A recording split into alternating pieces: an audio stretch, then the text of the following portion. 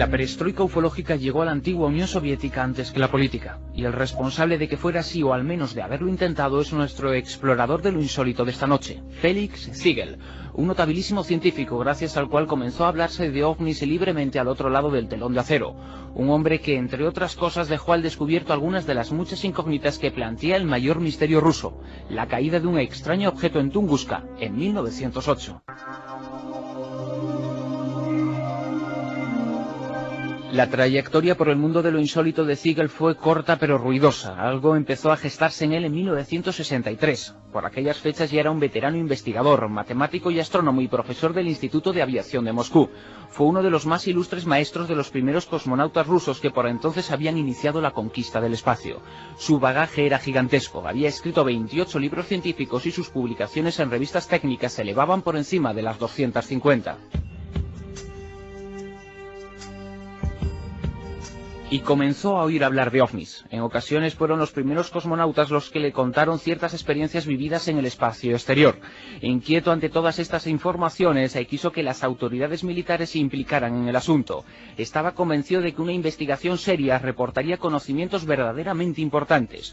Logró que se creara una sección ovni en el Comité Cosmonáutico de la Unión Soviética. Los mandos políticos le prometieron entonces acceso a un total de 1.500 expedientes sobre ovnis guardados en secreto.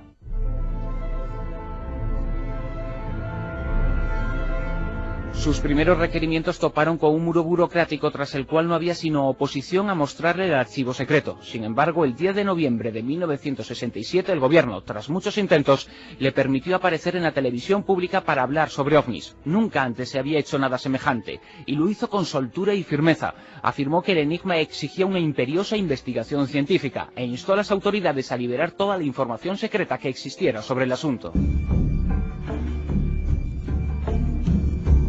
Las afirmaciones del sabio soviético le habrían costado caras de no tratarse de un hombre con su historial científico, pero desde ese momento comenzó a pasar a un segundo plano. Desde todo el mundo se mostraba interés por conocer las investigaciones de Ziegel, pero el Kremlin hizo lo posible para evitar que se supiera de su trabajo. Existe incluso una leyenda negra al respecto. Se dice que Ziegel pudo haber obtenido permiso para examinar aquellos 1.500 expedientes secretos. Sin embargo, la sospecha que anida entre los estudiosos es que posiblemente fue obligado a guardar silencio a propósito de su contenido.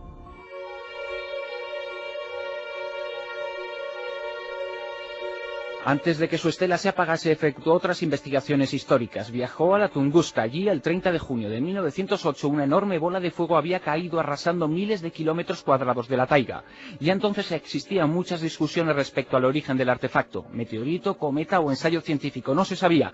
Y él se propuso averiguar qué había ocurrido. Allí localizó a decenas de testigos que todavía vivían. Habían pasado casi 60 años, pero todos los testimonios coincidían en una cosa. El objeto, antes de la explosión, efectuó una maniobra en vuelo en forma de zigzag.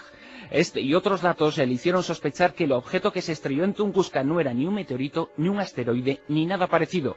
Dijo que, ¿por qué no?, se podía haber tratado de algo parecido a una nave espacial.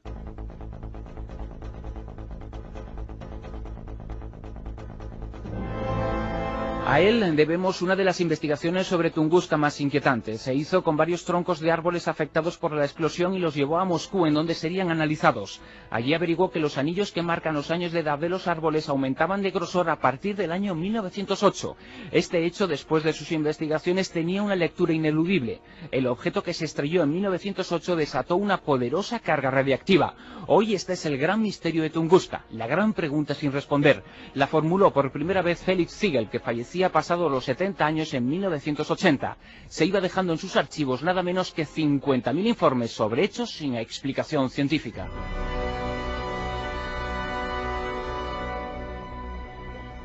Capítulo número 28, la verdad es que una temporada magnífica para esta sección de Bruno Cardeñosa, estos coleccionables. Ya ofrecíamos 100 capítulos dedicados a la ufología, otros 100 a la parapsicología, 100 en cuanto a los enigmas del mundo y ahora estos 30 exploradores elegidos, que forman parte de nuestro panteón de personajes mitificados.